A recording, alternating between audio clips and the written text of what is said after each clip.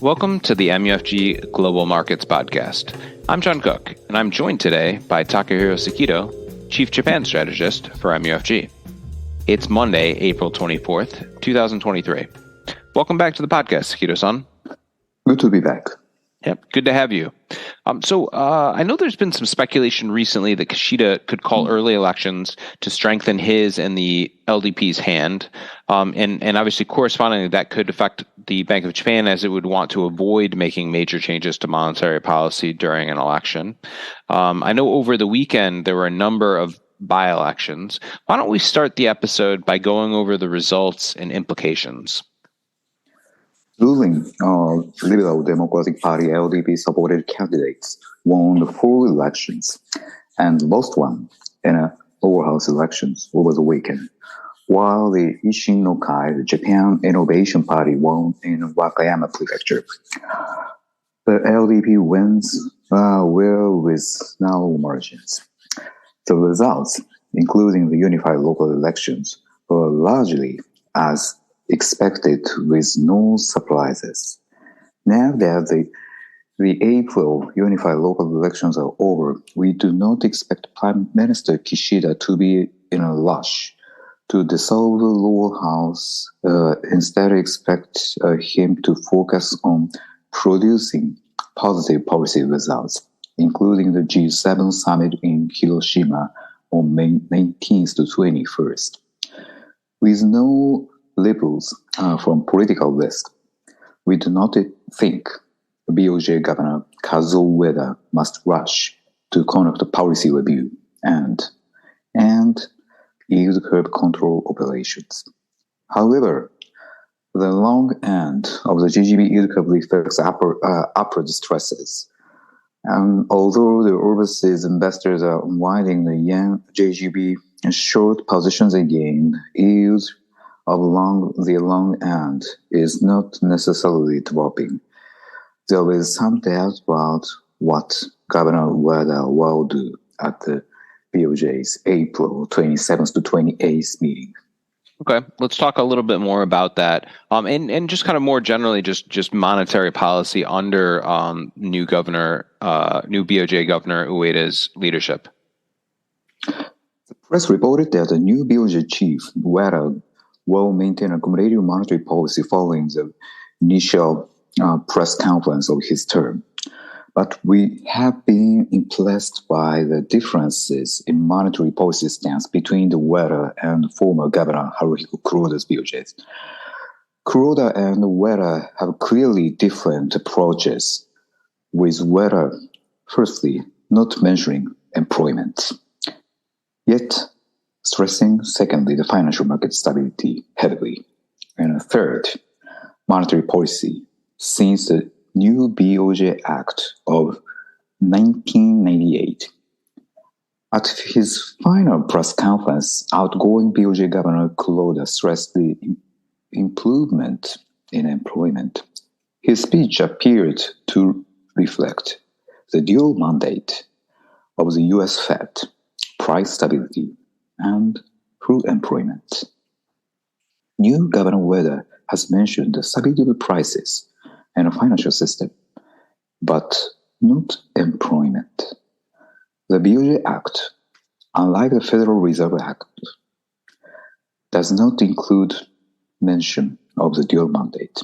We feel that Governor Ueda, in comparison to Governor Kuroda, may increase the weighting of price stability as he guides monetary policy. At his first press conference, incoming BoJ Governor Ueda made a strong mention of the financial stability. On March 10th, following the Ueda's approved by the Diet, the U.S. and European banking sectors were hit by credit jitters. Governor Ueda appeared to be cautious, given the difficulty of analyzing risk contagion from financial crisis based on the lessons from the past financial crisis. Governor Ueda has time to confirm the stability of the financial system and normalize monetary operations.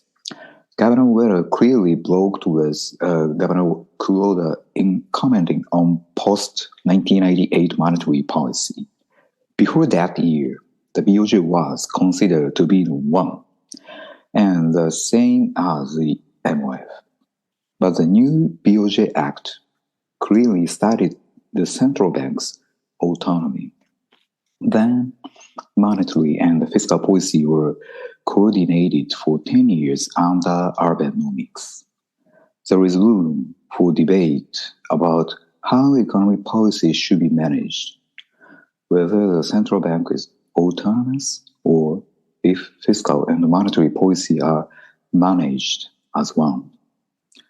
Governor Ueda mentioned that he will not immediately revise the joint government central bank statement and will continue current monetary operations.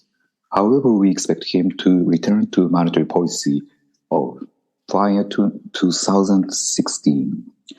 Given developments since 1998, we expect yield curve control operations to end, the BoJ to stop announcing monthly JGB buying plans, return to traditional rebound-style JGB buying, and return to the past established under the new BoJ Act with a more independent BoJ.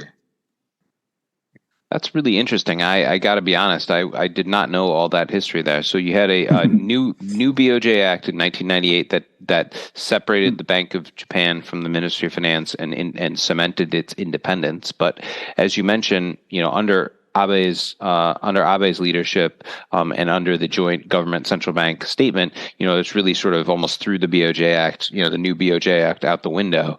But it sounds like you're expecting, the Bank of Japan under Ueda's leadership to return to monetary policy prior to 2016. So kind of not exactly a fully independent, Bank of Japan, but certainly less dependent on the Ministry of Finance. Does that sound about right, Sekido-san? Right. Yes, right. Okay. We talked about the April BoJ meeting, which is this week with the policy being announced on Friday. But is there anything else to add about this week's meeting specifically, or the BoJ more generally? We expect Governor Ueda's views on the financial system to be a point focuses at April BoJ meeting. In December 2022, Governor Kuroda expanded the yield curve control operations, but the 50 basis point range is not the final perfect form of the Ueda's monetary policy setting, I believe. Given the difficulty of factoring in the elimination of the yield curve control operations ahead of time, financial system stability will be a precondition for making any revision to policy. We will also be watching for the inflation outlook for fiscal year 25 as an indication of the BoJ's policy stance. This week, media reported that the BoJ will forecast inflation close to 2%. In terms of the potential growth rate, very low, and demographic mood trends, decreasing. 2% inflation is a high hurdle for Japan compared to other countries, and we are skeptical that the BoJ will be able to defend an outlook for inflation at such a high level. Yeah, if I'm not, inflation is obviously currently, pretty high in Japan, and I think the core is going up as measured by the most recent national CPI report. But yeah, agreed. 2% inflation in Japan, in the long term seems a little bit unlikely, given as you highlight, low potential growth and demographic trends, but kind of, interesting. So, it doesn't sound like you're not expecting the BoJ to eliminate yield curve control in April, but you do acknowledge that current monetary policy is not kind of optimal. So BoJ is a little, that's a little bit interesting. So be interesting to see how things turn out on Friday for sure, and that should set us up for some good conversations on next week's episode as well. But before we get there, why don't we wrap things up in this episode with your outlook on yen rate, spot dollar yen, and yen basis? JPY has been weakening versus not only the dollar, but also against other key currencies. The BoJ now meets on April 27th to 28th, and the yen fell after the collapse of the Silicon Valley Bank in March, then quickly reversed course and started to rise again. The Fed leadership is a blackout period ahead of the FOMC meeting. The current conditions are being confirmed. But with March trade deficit at 754 billion yen and import at 9.5 trillion yen, any forward and dollar yen will likely be limited given the strong yen selling floor pressure on the Japanese side. We still see a neutral bias for dollar yen, but raise our projected trading range to 133.50 to 136.50 level. The yen swap rate curve has risen slightly across nearly all durations in parallel. Over the near term, there will likely be a dress of drivers ahead of the BoJ April meeting. Yield control operations are still in effect. We expect a 2-year JGB auction on April 26 to go smoothly. Even the JSDA data, which shows heavy JGB buying by foreigners, we change our bias for yen rates to neutral and steepening. The belly of the yen basis curve has tightened slightly. The Ministry of Finance data shows that the Japanese investors turned the net buyer of overseas securities in the week of April 9th to the 15th by 453 billion yen. This included the net buying by 500 billion yen of medium to long-term foreign bonds and 18 billion yen of short-term foreign bonds, and net selling by 65 billion yen of foreign stocks and investment fund holdings. Japanese investors quickly showed an appetite for buying at the start of the new fiscal year after cutting the position. Also, over the same week, the foreigners sold a net 1.6 trillion yen of Japanese securities, including 3.5 trillion yen short-term yen bonds. They also net bought 1.8 trillion yen of Japan stocks and investment fund holdings. And while net flows into medium to long-term yen bonds was a modest, just 9 billion yen. Foreigners' yen stock buying flows were strong for the second straight week, and the Japanese investors' foreign bond flows were also active.